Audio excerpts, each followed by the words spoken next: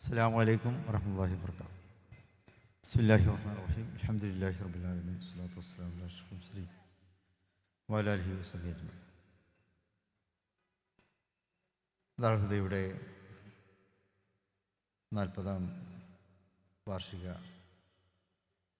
സന്നദ്ധാന ബിരുദദാന സമ്മേളനം അതിൻ്റെ സമാപനം കുറിക്കുന്ന ഇന്ന് ഈ സമാപന സമ്മേളനത്തിൻ്റെ ഔപചാരികമായ ഉദ്ഘാടന കർമ്മം നിർവഹിച്ച സംസ്ഥ കേരള ജമിഅത്തുൽ ഉലമയുടെ സമാദരണീയനായ പ്രസിഡൻറ്റും മുസ്ലിം കൈരളിയുടെ ഉന്നത നേതാവുമായ സയ്യിദ് മുഹമ്മദ് ജിഫ്രി മുത്തുക്കോയ തങ്ങൾ അവരുകളെ, ഇവിടെ അതിഥിയായി സംബന്ധിക്കുന്ന ജനാധിപത്യ കേരളത്തിൻ്റെ പ്രതിപക്ഷ നേതാവ് ശ്രീ വി ഡി സതീശൻ അവർ, പ്രതിപക്ഷ ഉപനേതാവ് ജനാബ് പി കെ കുഞ്ഞാലിക്കുട്ടി സാഹിബ്, ബിരുദദാന പ്രഭാഷണം നിർവഹിക്കുന്ന ദാറുൽഹുദയുടെ സമാദരണീയനായ വൈസ് ചാൻസലർ ഉസ്താദ് ഡോക്ടർ ബഹാവുദ്ദീൻ മുഹമ്മദ് നദ്വി അവർ, വേദിയിൽ ഉപവിഷ്ടരായിട്ടുള്ള ഉലമ പ്രമുഖന്മാർ, മറ്റ് ഉമറാക്കൾ, ഖാദിമാർ അടക്കമുള്ള മറ്റ് സാദാത്യങ്ങൾ, ദാറുൽഹുദയിലെ ഗുരുവര്യന്മാർ,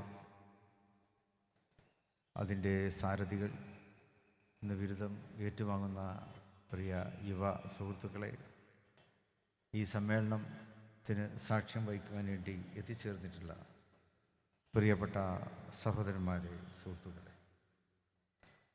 നമ്മുടെ റൂബി ജൂബിലിയുടെ നിറവിൽ കഴിഞ്ഞ 2 ആഴ്ചക്കാലമായി വിവിധ സമ്മേളനങ്ങൾ മനോഹരമായ ഈ അങ്കണത്തിൽ, ഈ ക്യാമ്പസിൽ നടക്കുകയുണ്ട്. 1-ാം തീയതി തുടങ്ങി, ഇപ്പോൾ 12-ാം തീയതിയാണ് ഇത് അവസാനിക്കുന്നത്. വിവിധ സെഷനുകളിലൂടെ സഞ്ചരിച്ചുകൊണ്ട് അറിവിൻ്റെയും ചിന്തയുടെയും വിശകലനങ്ങളുടെയും നല്ല പ്രഭാതങ്ങളും പ്രദോഷങ്ങളും സന്ധ്യകളുമാണ് ഈ 12 ദിവസങ്ങളിലും ഇവിടെ നമുക്ക് നൽകപ്പെട്ടത്. അതിന് മനോഹരമായ സമാപനമാണ് ഈ വേദിയിൽ ഇവിടെ നടന്നുകൊണ്ടിരിക്കുന്നത്.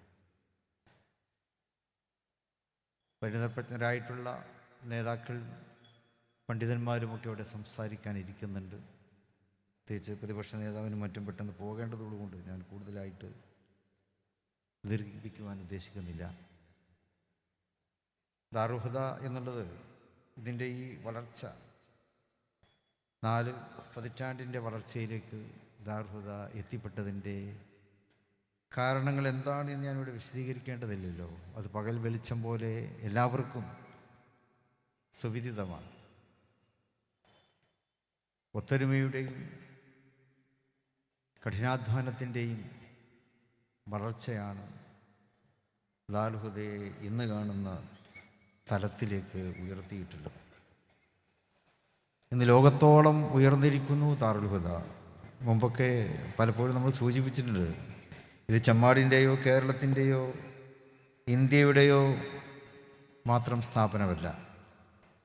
ദാറുൽഹുദയുടെ വളർച്ച ലോകോത്തരമായ വളർച്ചയിലേക്ക് നമുക്ക് എത്തിക്കുവാൻ സാധിച്ചിരിക്കുകയാണ്. ദാറുൽഹുദയുടെ ശില്പികൾ നിഷ്കളങ്കമായ ഹൃദയശുദ്ധിയോടെയാണ് ഇതിനെ വളർത്തിയത്. നമുക്കറിയാം, നമ്മുടെ പ്രിയപ്പെട്ട ബാബുട്ടി ഹാജി,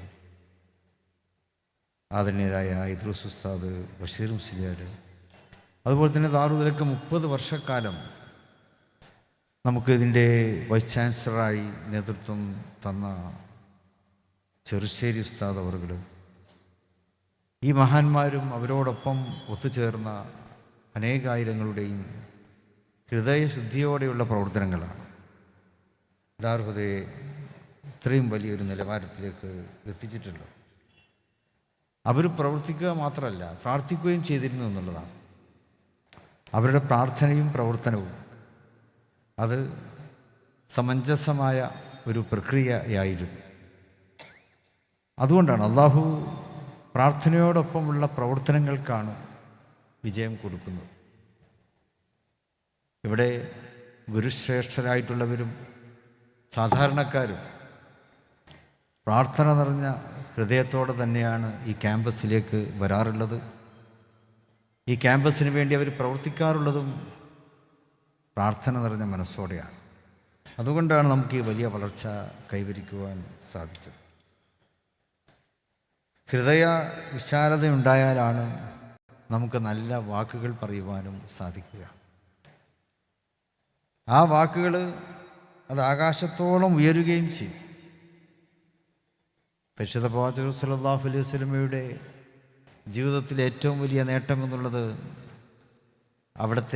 അവിടുത്തെ ആ ആകാശാരോഹണം മറ്റു പ്രവാചകന്മാർക്കൊന്നും ലഭിക്കാത്ത ഒന്നാണ്. അതവിടുത്തെ ആ ഹൃദയ വിശാലതയെ അള്ളാഹു സ്വീകരിച്ചു, അംഗീകരിച്ചു, ഇഷ്ടപ്പെട്ടു എന്നുള്ളത് കൊണ്ടാണ്.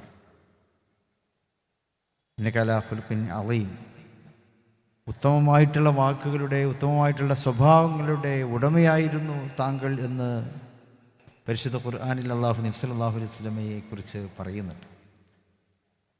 ആ ഔന്നത്യമാണ്, ആ സ്വഭാവത്തിൻ്റെ മഹിമയാണ്, മഹത്വമാണ് ആകാശാരോഹണങ്ങളിലേക്ക് പരിശുദ്ധ പ്രവാചകർ മുഹമ്മദ് മുസ്തഫ സല്ലല്ലാഹു അലൈഹി വസല്ലമയെ അള്ളാഹു തിരഞ്ഞെടുത്ത് എന്ന് നമുക്കറിയാം.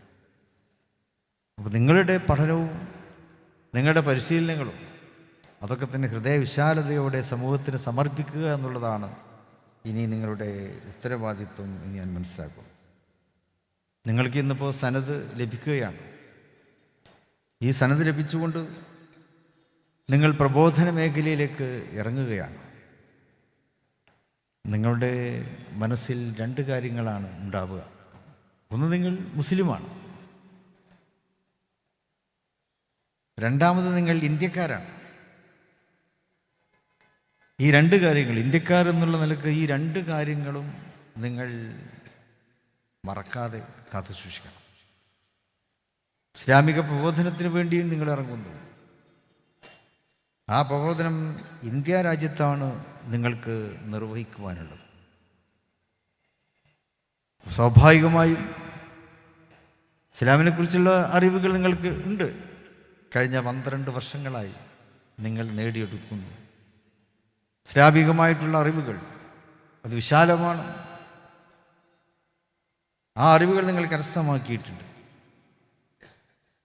എന്നതുപോലെ തന്നെ ഇന്ത്യയെക്കുറിച്ചുള്ള അറിവുകളും നിങ്ങൾ കരസ്ഥമാക്കിയിട്ടുണ്ട് എന്ന് നമുക്കറിയാം. ഇന്ത്യയുടെ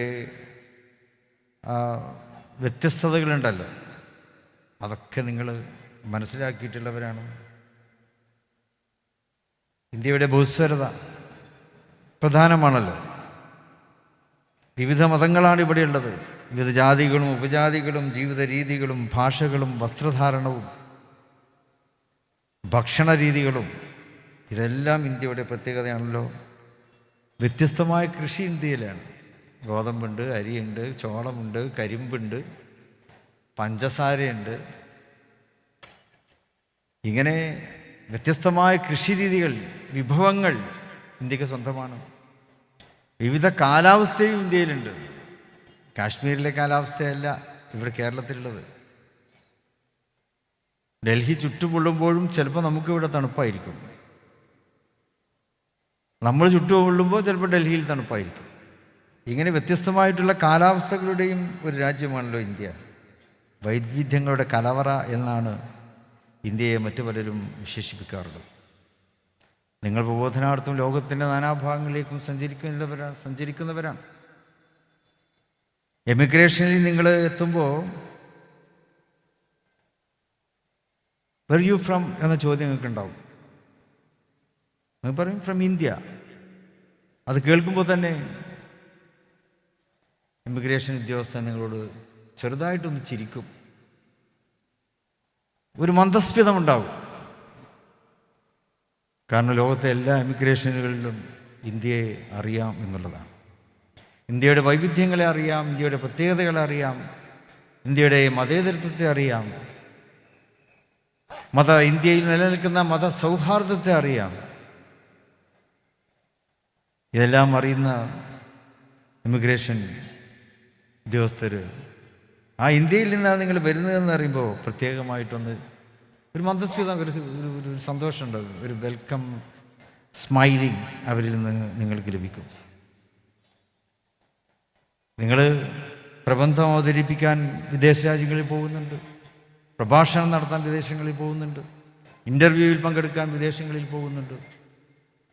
അവിടെയൊക്കെ നിങ്ങൾ ഈ ചോദ്യം അഭിമുഖീകരിക്കും, വേർ യു ഫ്രം? നിങ്ങൾ മറുപടി പറയും, ഞങ്ങൾ ഇന്ത്യയിൽ നിന്നാണ്. അവരിൽ നിന്നെല്ലാം സഹജമായ ആ ഒരു സ്നേഹഭാവം നിങ്ങൾക്ക് ലഭിക്കും. കാരണം ഇന്ത്യ ലോകത്ത് ആ രീതിയിലാണ് ഇന്ത്യ അറിയപ്പെടുന്നത് എന്നുള്ളത് കൊണ്ട് തന്നെ. അപ്പോൾ ആ ഇന്ത്യക്കാരനാണ് നിങ്ങൾ. കാരണം ഇന്ത്യ മതേതരത്വത്തിൻ്റെ രാജ്യമാണ്, വർഗീയതയുടെ രാജ്യമല്ല. പലരും അതിനെ പ്രചരിപ്പിക്കാൻ ശ്രമിച്ചേക്കാം, പക്ഷെ ഇന്ത്യയുടെ പാരമ്പര്യം അതല്ല.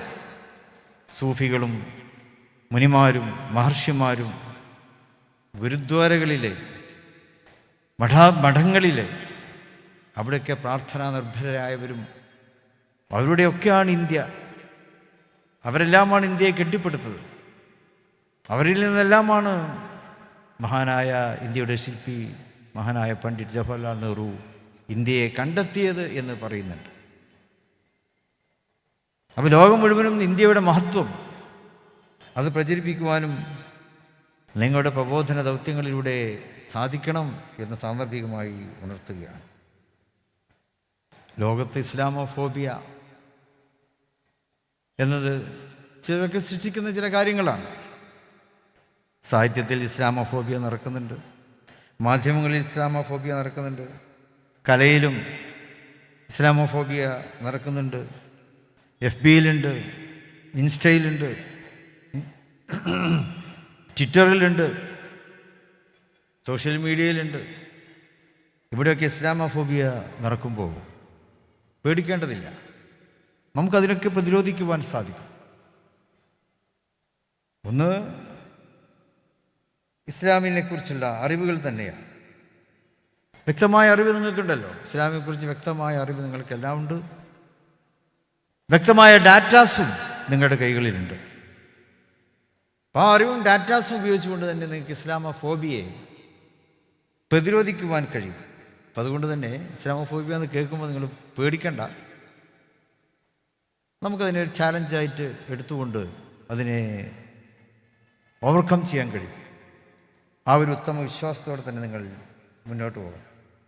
കാരണം ഇസ്ലാമിൻ്റെ അറിവ് പറയുമ്പോൾ ഇസ്ലാമിൻ്റെ സാഹോദര്യം, ഇസ്ലാമിൻ്റെ സഹിഷ്ണുത, ഇസ്ലാം മുന്നോട്ട് വെക്കുന്ന സ്നേഹം, കരുണ, ഈ ഉത്തമമായിട്ടുള്ള മൂല്യങ്ങൾ, ആ മൂല്യങ്ങൾ നമ്മൾ പകർത്തിയാൽ മതി. ആ മൂല്യങ്ങളിലൂടെ നമ്മൾ ജീവിച്ചാൽ മതി. ആ മൂല്യങ്ങളെ നമ്മൾ മനസ്സിൽ വെക്കരുത്, മനസ്സിൽ വെച്ചുകൊണ്ടിരിക്കരുത്. അത് പ്രകടിപ്പിക്കണം, അത് പ്രയോഗവൽക്കരിക്കണം. അത് പ്രകടനപരത ആ നിലക്കല്ല, മറിച്ച് അതൊരു സ്വഭാവമായി നമ്മൾ കൊണ്ട് നടക്കുക. ആത്മാർത്ഥതയോടെ ആ കാര്യങ്ങൾ നമ്മൾ പിൻപറ്റുക. നമുക്ക് ചുറ്റിലുമുള്ള ബന്ധങ്ങളെ നമുക്ക് ശക്തിപ്പെടുത്തേണ്ടതുണ്ട്. കേരളത്തിൻ്റെ പ്രത്യേകത അതാണല്ലോ. ഉത്തരേന്ത്യ പോലെ കേരളത്തിൽ വർഗീയത ഉണ്ടാക്കാത്തത് അതുകൊണ്ടാണ്. നമുക്കൊരു അയൽപ്പക്ക ബന്ധമുണ്ട്.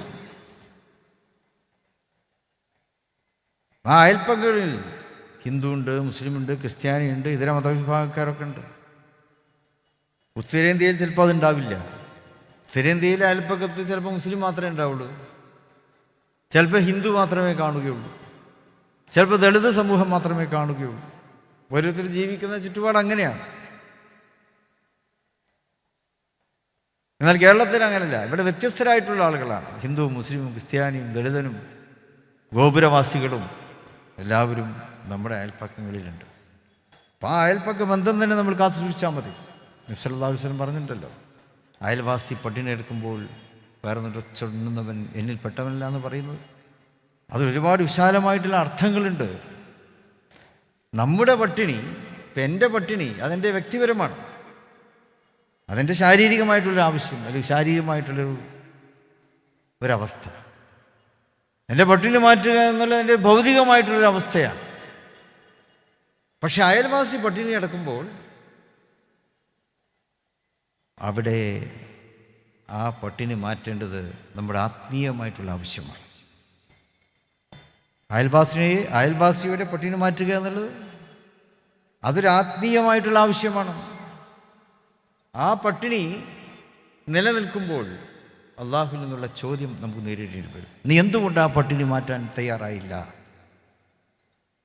നീ പട്ടിണി എടുക്കുമ്പോൾ നിന്റെ പട്ടിണി എന്തുകൊണ്ട് മാറ്റിയില്ല എന്ന് കുറച്ചും ചോദിച്ചോളന്നില്ല. പക്ഷെ അയൽവാസി പട്ടിണി എടുക്കുമ്പോൾ നീ എന്തുകൊണ്ട് അത് മാറ്റാൻ തയ്യാറായില്ല എന്ന് ചോദിക്കുമ്പോൾ അത് അയൽപ്പക്ക ബന്ധങ്ങളോട് നമ്മൾ കാത്തു സൂക്ഷിക്കേണ്ട ആത്മീയമായിട്ടുള്ള ഒരു ബന്ധമായി നമ്മൾ മനസ്സിലാക്കണം. അതിൽ ആത്മീയത വരുന്നു എന്നുള്ളതാണ്. അപ്പോൾ അതുകൊണ്ട് തന്നെ നമ്മുടെ ബന്ധങ്ങളെ നമ്മൾ ശക്തിപ്പെടുത്തുക, അതിനെ നമ്മൾ ദൃഢപ്പെടുത്തുക, അതിൻ്റെ കണ്ണികൾ അറ്റുപോകാതെ കാത്തു സൂക്ഷിക്കുക. ഇന്ന് സമൂഹത്തിൽ അങ്ങനെ ചില ചിന്തകൾ, അകൽച്ചയുടെ രാഷ്ട്രീയം വരുന്നുണ്ട്. അകൽച്ചയുടെ രാഷ്ട്രീയം, അകൽച്ചയുടെ പ്രഭാഷണങ്ങൾ,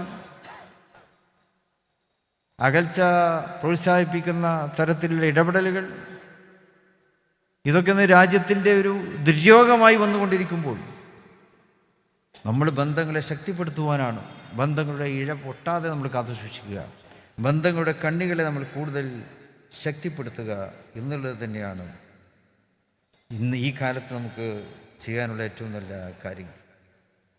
മനുഷ്യരെക്കുറിച്ച് നമുക്ക് പഠിക്കണം.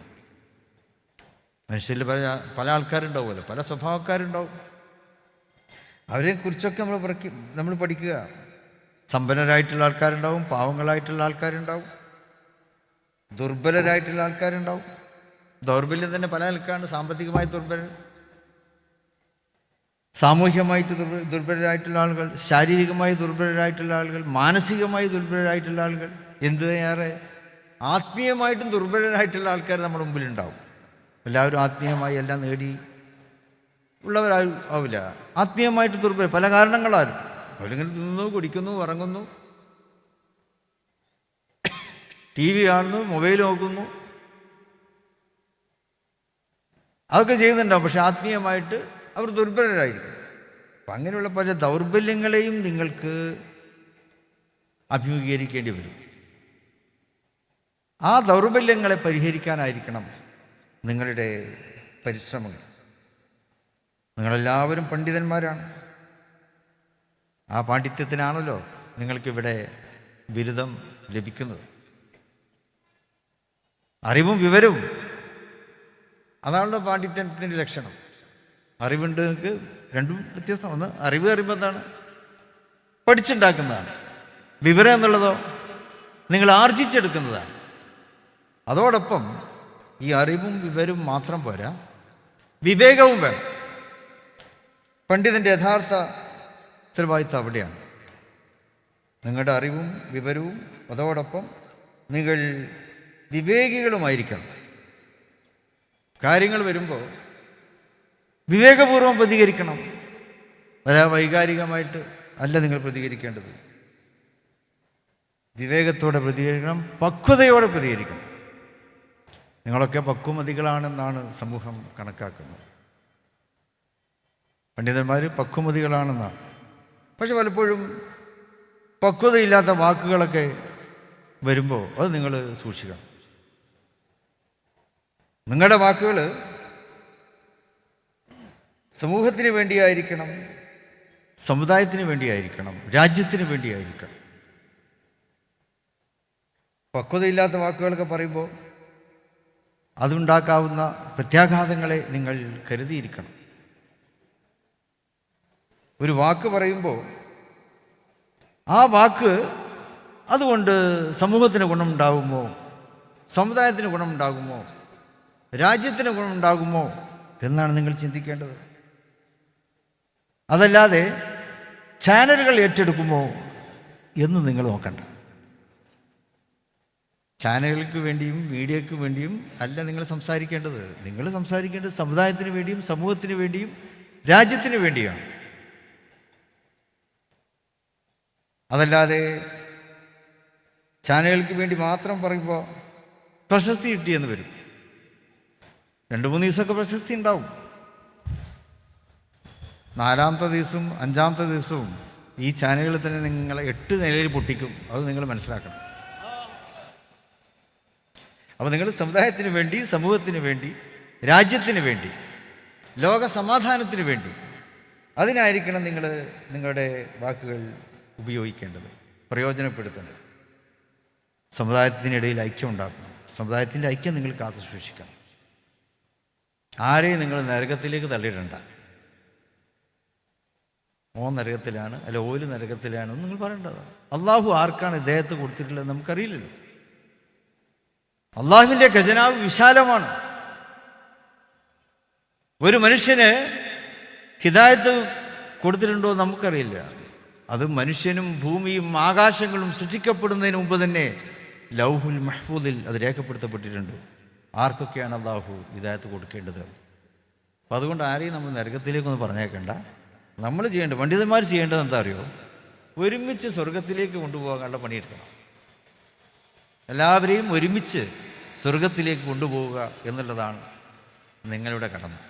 അത് ചെയ്യാൻ നമ്മൾ തയ്യാറാക്കണം. അതിന് നമ്മൾ ഐക്യം കാത്തു ചെയ്യും. സമുദായത്തിൽ ഐക്യം ഉണ്ടാക്കണം, സമൂഹത്തിൽ ഐക്യം ഉണ്ടാക്കണം. ഇതര മതസ്ഥരുമായിട്ട് നമ്മുടെ സാഹോദര്യവും സ്നേഹവും ഒക്കെ നമ്മൾ കാത്തു സൂക്ഷിക്കണം. എന്തിൻ്റെയും പേരിൽ നമ്മളിങ്ങനെ അകൽച്ച ഉണ്ടാക്കിക്കൂടെ. അവരോടൊക്കെ ആ സാഹോദര്യം നമ്മൾ കാത്തു സൂക്ഷിക്കേണ്ടത്. അത് നമ്മുടെ പൂർവികർ കാണിച്ചു തന്ന മാതൃകയാണ്. ചിലപ്പോൾ സമുദായ സൗഹാർദ്ദവും സാഹോദര്യമൊക്കെ പറയുമ്പോൾ പലരും നിങ്ങളെ കുറ്റപ്പെടുത്തും, നിങ്ങളെ പരിഹസിക്കും. ഒരുപാട് പരിഹാസങ്ങളൊക്കെ നമ്മൾ കേൾക്കേണ്ടി വരാറുണ്ടല്ലോ. അവിടെ ഒന്നും നിങ്ങൾ ദുഃഖിക്കണ്ട. ആ പരിഹാസം കേൾക്കുമ്പോൾ നമ്മൾ മനസ്സിലാക്കുക അത് നല്ലതിനാണ്. കാരണം നമ്മുടെ പൂർവികർ ഒരുപാട് പരിഹാസം കേട്ടവരാണ്. സാമുദായിക സൗഹാർദ്ദത്തിന് വേണ്ടി, മതസാഹോദര്യത്തിന് വേണ്ടി ഒക്കെ ശബ്ദിച്ചപ്പോഴും പ്രവർത്തിച്ചപ്പോഴും പരിഹാസം കേട്ടവരാണ് നമ്മുടെ പൂർവികർ. അപ്പോൾ പരിഹാസം കേൾക്കുമ്പോൾ നമ്മൾ വിചാരിക്കുക അത് നല്ലതിനാണ്, നമ്മൾ ചെയ്യുന്ന കാര്യം നല്ലതാണ്, നമ്മൾ പൂർവികർ നല്ലത് ചെയ്തു, ആ പാതയിലാണ് നമ്മൾ മുന്നോട്ട് പോകുന്നത് എന്ന് നമ്മൾ സമാധാനിക്കുക. അപ്പോൾ ഐക്യത്തോടെയും സാഹോദര്യത്തെയും കാത്തു സൂക്ഷിച്ചുകൊണ്ട് നമുക്ക് മുന്നോട്ട് പോകേണ്ടതുണ്ട്. ലോകത്തെ നമ്മൾ അറിയാൻ ശ്രമിക്കുക. അതിപ്പോൾ നിങ്ങളോട് ഞാൻ പറയേണ്ട ആവശ്യമില്ല. ലോകത്തെ നിങ്ങളുടെ പഠനങ്ങളിലൂടെ, സപര്യകളിലൂടെ 1.5 പതിറ്റാണ്ടോളം നീണ്ട സപര്യയാണ് നിങ്ങൾ.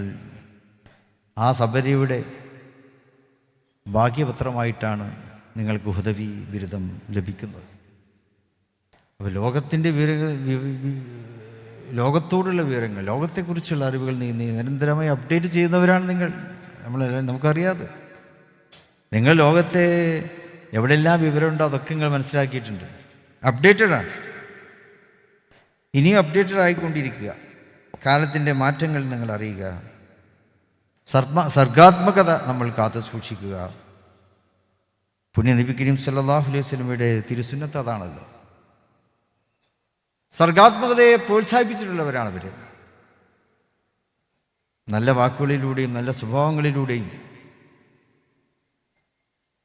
ലോകത്തോട് സംവദിച്ചിട്ടുള്ളവരാണ് പരിശുദ്ധ പ്രവാചകർ മുഹമ്മദ് സല്ലല്ലാഹു അലൈഹി വസല്ലം. അവിടത്തേക്കൊരു സ്ഥാനപ്പേര് തന്നെ ഉണ്ടായിരുന്നു, ഫസീഹുൽ ലിസാൻ. നബി സല്ലല്ലാഹു അലൈഹി വസല്ലമയുടെ ഒരു വിശേഷണമാണ് ഫസീഹുൽ ലിസാൻ. അറിയാലോ അർത്ഥം? നല്ല സ്ഫുടതയോടെ സംസാരിക്കുന്നവർ. നബി സല്ലല്ലാഹു അലൈഹി വസല്ലം അങ്ങനെയായിരുന്നു, സ്ഫുടമായി സംസാരിക്കുന്നവരാണ്. വെറുതെ അതും ഇതൊന്നും പറയില്ല, വളരെ മനോഹരമായി സംസാരിക്കും. നബി സല്ലല്ലാഹു അലൈഹി വസല്ലമയുടെ ഖുർആൻ പാരായണം വളരെ മനോഹരമായിരുന്നു. മദീനത്ത് നബി സല്ലല്ലാഹു അലൈഹി വസല്ലം കുറച്ച് ശത്രുക്കളൊക്കെ ഉണ്ടായിരുന്നല്ലോ. അവരും എന്ത് ചെയ്യുമെന്നറിയോ? മദീന പള്ളിയിൽ എവിടെയെങ്കിലൊക്കെ ഇങ്ങനെ ഒന്ന് ഒളിച്ചിരിക്കും. എന്തിന്? നബി സല്ലല്ലാഹു അലൈഹി വസല്ലമയുടെ ആ ഖുർആൻ പാരായണം കേൾക്കാൻ, അതിൻ്റെ ആ മനോഹാരിത ആസ്വദിക്കുന്നതിന് വേണ്ടി. അത്ര മനോഹരമായിട്ടുള്ള വാക്കുകൾ ഉപയോഗിക്കുക എന്നുള്ളത് തന്നെയാണ് നമ്മുടെ പ്രബോധനത്തിൽ നമ്മുടെ ഏറ്റവും ഏറെ ശ്രദ്ധിക്കേണ്ടത്. സുന്നത്ത് ജമാഅത്തിനായിട്ട് സുന്നത്ത് ജമാഅത്തിൻ്റെ ഭാഷകൾ ഉപയോഗിച്ചാൽ മതി. കൂടുതലായിട്ട് ഇങ്ങോട്ട് പറയേണ്ട ആവശ്യമില്ലല്ലോ. സുന്നത്ത് ജമാഅത്തിൻ്റെ ഭാഷ എന്താണ്? അത് ലോകസമാധാനത്തിൻ്റെ ഭാഷയാണ്, സാമുദായിക സൗഹാർദ്ദത്തിൻ്റെ ഭാഷയാണ്, അത് രാജ്യത്തിൻ്റെ സമാധാനത്തിന് വേണ്ടിയുള്ള ഭാഷയാണ്. അപ്പോൾ സുന്നത്ത് ജമാഅത്തിൻ്റെ ആ ഭാഷ സ്വീകരിച്ചുകൊണ്ട് നിങ്ങൾ പ്രവർത്തിക്കുക. സുന്നത്ത് ജമാഅത്തിൻ്റെ വേദികളെ നിങ്ങൾ കുത്തുവാക്കുകൾക്കൊന്നും ഉപയോഗിക്കരുത്. അതിനുള്ള വേദിയല്ല സുന്നത്ത് ജമാഅത്തിൻ്റെ വേദി. സുന്നത്ത് ജമാഅത്തിൻ്റെ ഭാഷ ഉപയോഗിക്കുന്ന നിങ്ങൾ സുന്നത്ത് ജമാഅത്തിൻ്റെ വേദികളിൽ കുത്തുവാക്ക് ഉപയോഗിക്കരുത്, ദ്വയാർത്ഥങ്ങൾ ഉപയോഗിക്കരുത്, ഒളിപ്പിച്ച് സംസാരിക്കരുത്. നിങ്ങൾ ചെയ്യേണ്ടതാണ് നേരത്തെ പറഞ്ഞ സ്ഫുടമായ ഫസീഹുൽ ലിസാൻ, അതിൻ്റെ വക്താക്കളാകണം നിങ്ങൾ. നിങ്ങളുടെ നാവിൽ നിങ്ങളുടെ വാക്കുകൾ സ്ഫുടമായി മനോഹരമായി സമൂഹത്തിന് സമുദായത്തിന് സ്നേഹം വിളമ്പുന്ന ഭാഷയിൽ നിങ്ങൾ സംസാരിക്കുക. അതാണ് ലോകത്തിന് ആവശ്യമായിട്ടുള്ളത്. എല്ലാവരോടും സൗഹൃദം കാത്തി സൂക്ഷിക്കുക. ആരെങ്കിലുമൊക്കെ ക്ഷണിച്ചാൽ പോവുക. അവരെന്തെങ്കിലും കാര്യമായിട്ട് സൽക്കരിക്കുമ്പോൾ നിങ്ങൾക്കത് ഭക്ഷിക്കുക. അല്ല, എനിക്കത് വേണം, എനിക്കിത് കുഴിമന്തിയേ പറ്റുള്ളൂ എന്ന് പറയണ്ട. ചിലപ്പോൾ അവർക്ക് ഇഷ്ടമുള്ള സാധനമായിരിക്കും നമുക്ക് തരുന്നത്, നമ്മളത് തിന്നുക അവർക്കൊരു സന്തോഷമാണ്. അതല്ലാതെ അവരെ ആരെയും നമ്മൾ വെറുപ്പിക്കേണ്ടതില്ല. അനുവദനീയമായിട്ടുള്ള കാര്യങ്ങളൊക്കെ വന്നു. ഞാൻ റോമിൽ പോയിരുന്നു. റോമിൽ നമ്മളൊരു സൽക്കാരത്തിന് ക്ഷണിച്ചു. പക്ഷെ അവർ തന്നെ പറയും, you don't come because we serve there wines. അവർ പറഞ്ഞു, നിങ്ങളിപ്പം അങ്ങോട്ട് വരണ്ട, ഞങ്ങൾ സൽക്കാരുണ്ട്, പക്ഷേ you don't come there because we are serving wines. അവർ സ്നേഹപൂർവ്വം ക്ഷണിച്ചതാണ്, അവർ ഞങ്ങൾക്ക് വേണ്ടി ഉണ്ടാക്കിയ സൽക്കാരാണ്. പക്ഷെ അവർ ഞങ്ങളോട് പറഞ്ഞു, you don't come, we serve wines. അതൊരു തുറന്നു പറഞ്ഞു. അതുകൊണ്ട് ഞങ്ങളാണ്ട് പോയില്ല. അപ്പം അനുവദനീയമായത് വരുമ്പോൾ നമുക്ക് കഴിക്കാം, അതിൽ വാശി പിടിക്കൊന്നും വേണ്ട. കാരണം നമുക്ക് സ്നേഹവും സാഹോദര്യവും ഒക്കെ നമുക്ക് കാത്തു സൂക്ഷിക്കണം എല്ലാ വിഭാഗം ജനങ്ങളോടും. ഇപ്പോൾ കേരളത്തിൽ ഇപ്പോൾ പ്രിയപ്പെട്ട പ്രതിപക്ഷ നേതാവ് ഇത് പറയുകയായിരുന്നു. മുൻപം വിഷയത്തിലൊക്കെ കേരളീയ സമൂഹം അതിനെ വല്ലാതെ ആസ്വദിക്കുന്നുണ്ട് എന്നാണ് അദ്ദേഹം പറഞ്ഞത്. കാരണം അകന്നു പോകുമായിരുന്ന രണ്ട് സമൂഹങ്ങൾ, ആ സമൂഹങ്ങളെ ഒരുമിപ്പിക്കുവാൻ വേണ്ടി രണ്ട് സമുദായങ്ങൾക്ക് സാധിച്ചു. ആ രണ്ട് സമുദായ നേതൃത്വവും ഒരേ മനസ്സോടെ പ്രവർത്തിച്ചു, പ്രതികരിച്ചു. അതുകൊണ്ട് കേരളത്തിൽ ഒരു നല്ല കാഴ്ച ഇന്ന് നമുക്ക് കാണുവാൻ കഴിയുന്നു എന്നാണ് അദ്ദേഹം പറഞ്ഞത്. എല്ലാ സമൂഹങ്ങളെയും ഇങ്ങനെ ഒരുമിച്ചിരുത്താനുള്ള പ്രവർത്തനങ്ങൾ, അത് പണ്ഡിത ദൗത്യം കൂടിയാണ്. അവയെല്ലാം കാത്തു സൂക്ഷിച്ചുകൊണ്ട് മുന്നോട്ട് പോകണം. അള്ളാഹു നമ്മെ അനുഗ്രഹിക്കുമാറാകട്ടെ. ഇവിടെ ബിരുദം നേടിയ നിങ്ങളെല്ലാവരെയും ഹാർദമായി അഭിനന്ദിച്ചുകൊണ്ട് ഞാൻ